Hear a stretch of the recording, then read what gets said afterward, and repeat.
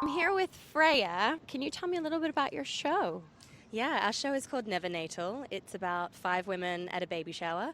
It's very much a comedy, but it's got a lot of heart to it, and it's really around female friendship and how it evolves when people start having kids, or your lives just start to go in different directions.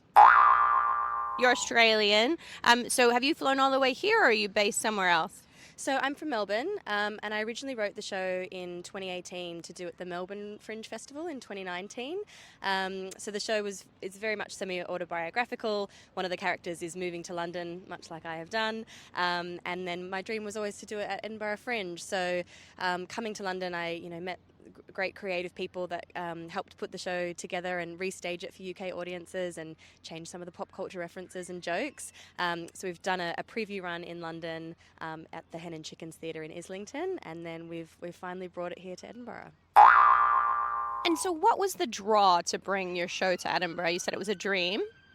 Yeah, I think it's a show that's really important to me because of these themes of friendship and sharing different perspectives on motherhood or perhaps the choice not to have children. So I always believed that it deserved a bigger audience, but I think, it's just the iconicness of the Edinburgh Fringe Festival. It's, there's so many shows on. It's just a hub of creativity. I think we really wanted to network and mix with other people that make stuff.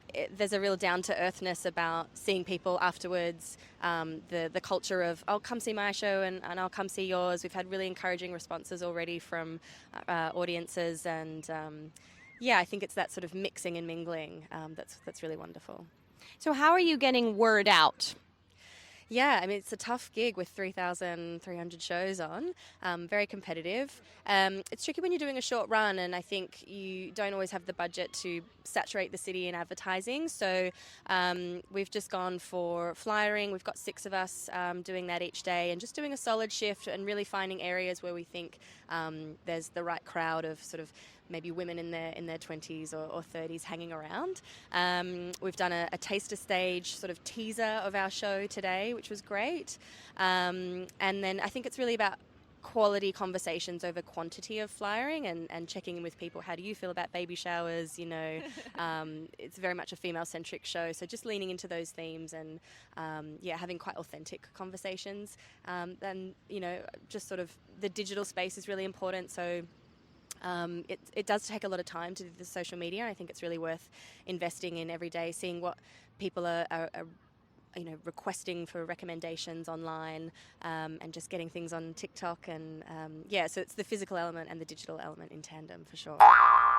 And are you doing it all yourself? Are you funding and producing and you've written it? Are you performing in it? I'm not. I did think about it, but so I was the writer and I directed it previously, but this time I'm just producing and wanted to focus on publicity. It's tough with a full-time job that I've kept up on the side, but I am a graphic designer and marketer by trade, so I used to work in theatre publicity a tiny bit. So I've just sort of brought that varied skill set to try and think of an overall storytelling campaign for NeverNatal that makes sense visually for us and the market that we're trying to hit. But I definitely think if you can afford a little bit of PR help, always just investing in experts will give you so much, payoff. Absolutely. So you're a team of 6. What would you say has been your biggest expense coming to Edinburgh?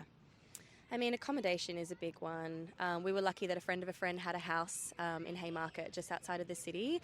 So we're definitely paying for that. It's a little bit of mates' rates, but I think it's tough with a show of a cast of 5. So housing them for a week is really the tricky part, and the travel to get up is a big strain on actors that are, having already a tough time in the industry post-COVID and just generally as well. Your final tip for someone coming to Edinburgh, maybe to be an audience member or to take a show?